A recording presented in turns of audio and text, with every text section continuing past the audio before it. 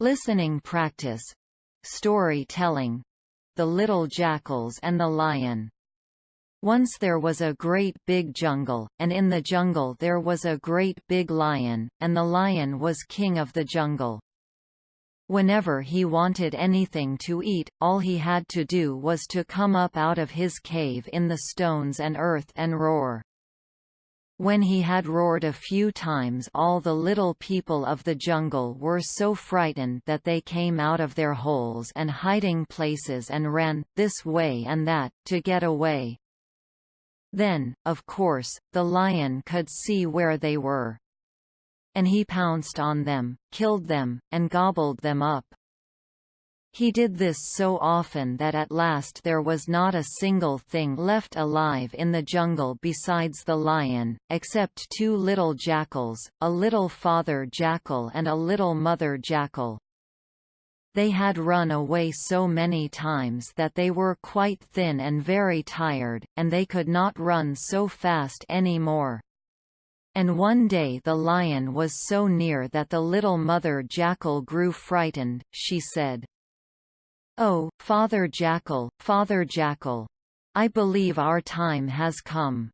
The lion will surely catch us this time." "Pooh, nonsense, Mother," said the little Father Jackal. "Come, we'll run on a bit."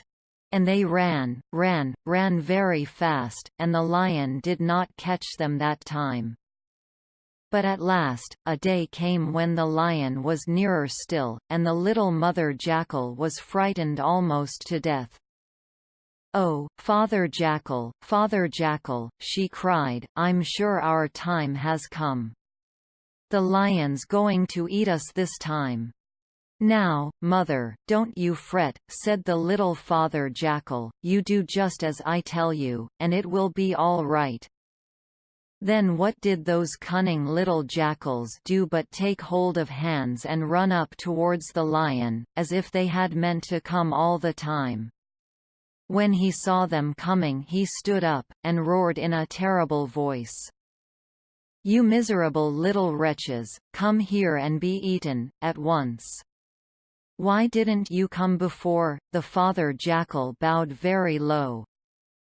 "Indeed, Father Lion," he said, "we meant to come before, we knew we ought to come before and we wanted to come before. But every time we started to come, a dreadful great lion came out of the woods and roared at us, and frightened us so that we ran away."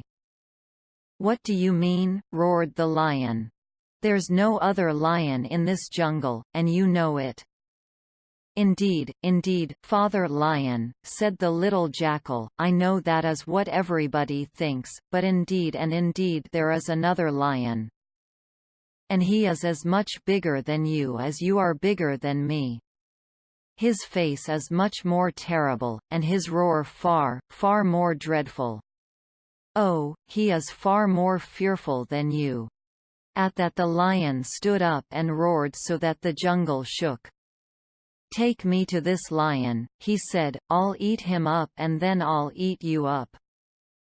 The little jackals danced on ahead, and the lion stalked behind. They led him to a place where there was a round, deep well of clear water.